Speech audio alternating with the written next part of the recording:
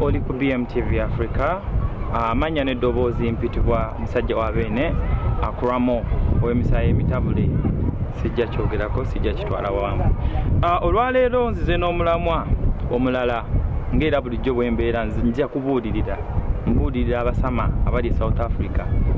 Mweddeko ebintu ebisinga byonna byemukola mbeere nga mukyusaamu oba oli awo eddoboozi eryange lirifuuka ekintu ekyenjawulo era abantu bali nkozesa okugamba nti omusajja oli yatugamba.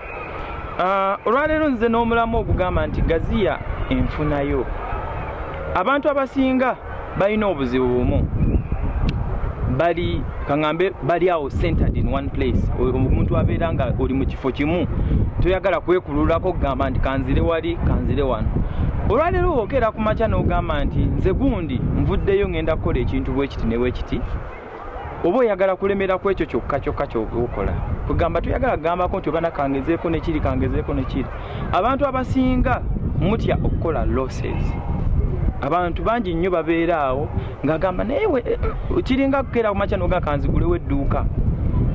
Naye bani abanaagula? Ye abanaagula banaavaawa? Kituufu oba olina otunula mu nsonga eyo, naye ate oba otunuulidde tojja kukeera ku makya ogambe nti ngenda kukola edduuka olireke bulesaawo nga tolifuddeeko. Kitegeeza olina taking care of that shop lisobole okuba nga likola ki, likuwa amagoba. Olina okunoonya buzibu ki obuli mu dduuka lino, buzibu ki kyoba olina okukola osobole okuba nga edduuka eryo litwala ku next level. Lwaki ngambye nti gaziya enfunayo?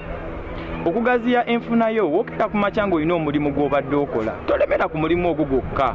Noonyayo omulimu omulala oguyinza okukusapootinga gwongere ku nfunayo.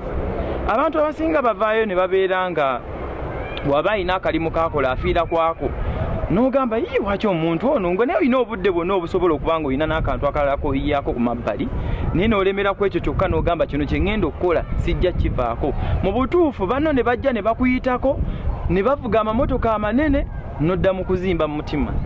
Abantu abasinga balina obuzibu bumu, temwagala kukola ate bwe mumala mulaba bannammwe nga bafunye ne muzimba emitima ne mutandika obboogerera oyo ali bw'ati, oyo atta abantu, oyo Illuminati, oyo biki.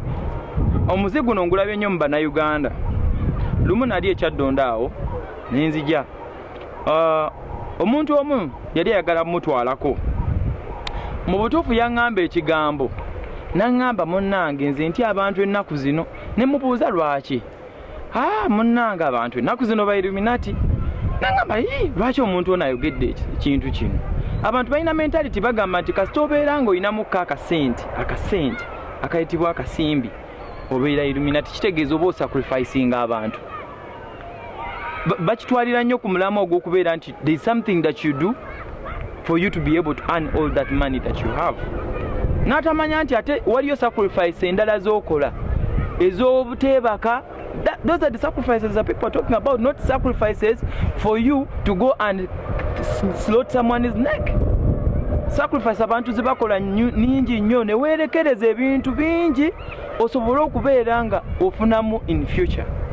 Abantu bakola sacrifices ne babeera nga kwegamba ne yeerekereza empale ennungi, ne yeerekereza essaati ennungi, n'agamba kankwate obusente bwange mbu investingemu nga tatidde nti oba bugenda kufa.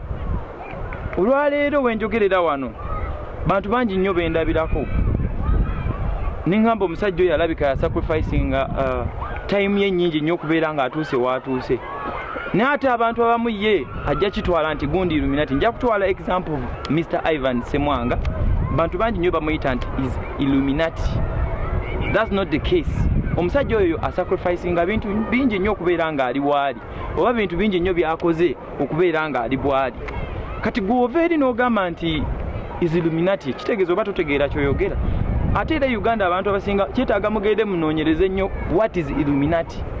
People, you are misinformed. Temumanyi omuntu okubeera Illuminati kitegeeza ki. Kiri kidiini ky'abantu bali eyo be bamanyi ebintu bye bakola, naye don't judge people and say they are Illuminati before you get more evidence. Amanya n'eddoboozi nsigadde musajja wa beene emisayi mitabule akuramo ng'oli ku BMTV Africa.